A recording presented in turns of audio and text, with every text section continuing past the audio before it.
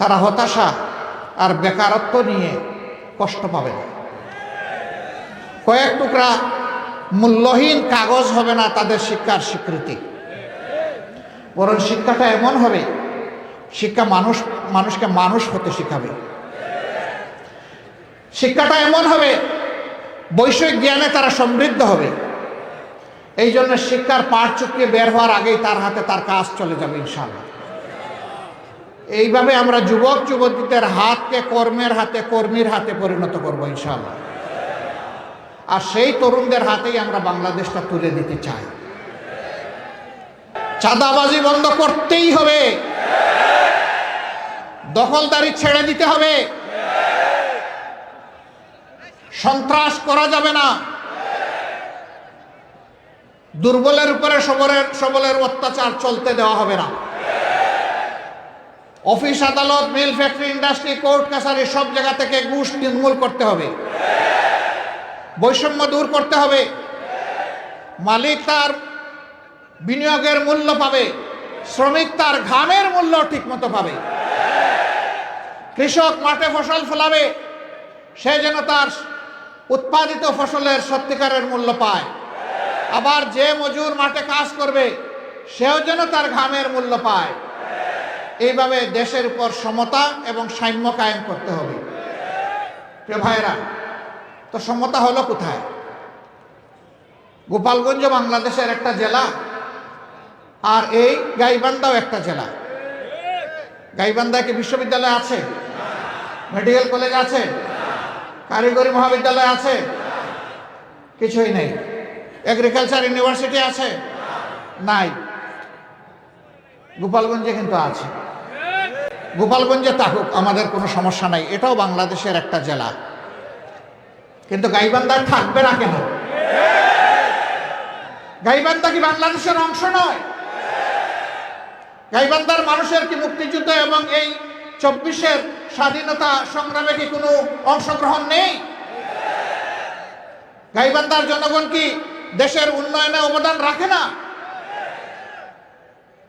যদি তাই হয়ে থাকে, তাহলে এই বৈষম্যের অবশ্যই আমরা অবসান চাই, স্পষ্টভাবে দাবি করি। আমাকে গাইবান্ধার কেউ কথা বলে নাই। আমি আমার বিবেক থেকে কালকে ছাত্রদের নিয়ে বসেছিলাম, ওদেরকে জিজ্ঞেস করেছি রাত্রে 12টার দিকে যে তোমরা বলো এখানে কি কি প্রতিষ্ঠান আছে। তারা যে প্রতিষ্ঠানের তালিকা আমাকে শোনালো, এই তালিকায় আমি যে কথাগুলো বললাম সেগুলো নেই। আমি নিশ্চিত হয়ে গেলাম এখানে এই প্রতিষ্ঠানগুলো নেই। আমি দাবি করছি এই সরকারের কাছে, এক থেকে যদি আর একটি উচ্চশিক্ষার প্রতিষ্ঠান গড়ে তোলার জন্য আপনারা পদক্ষেপ নেন, গাইবান্ধা যেন তার থেকে বঞ্চিত না হয়। যে কোনো একটা দিয়ে কমপক্ষে আপনারা শুরু করেন। অনেক জেলায় এখন এই প্রতিষ্ঠানগুলো হয়ে গেছে। তাহলে কি রাগটা এই জায়গায় যে গাইবান্ধার মানুষ একটু কোরআনকে ভালোবাসে?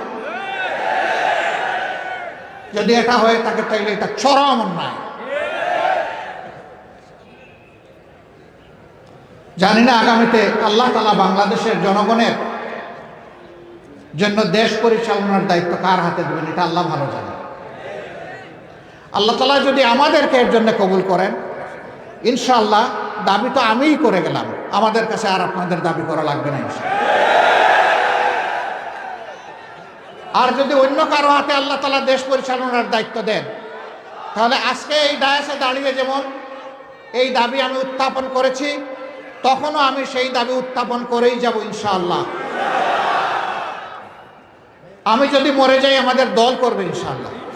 আমরা তো মরবই, আমরা তো চিরকাল বেঁচে থাকবো না, এটা অসম্ভব।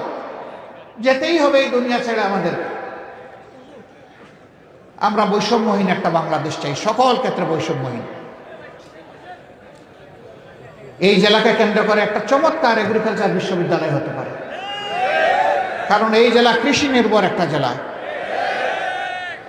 এই জেলা তার গর্বে এমন ফসল ধারণ করে যা সারা বাংলাদেশের মানুষের অংশ পায়।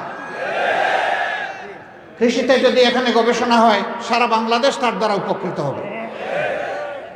এখানকার ছেলেমেয়েরা অগ্রাধিকার ভিত্তিতে তারা এখানে লেখাপড়ার সুযোগ পাবে। আমরা এমন একটা বাংলাদেশ চাই যেই বাংলাদেশে আমাদের ছেলেমেয়েরা লেখাপড়া শেষ করে তারা হতাশা আর বেকারত্ব নিয়ে কষ্ট পাবে না।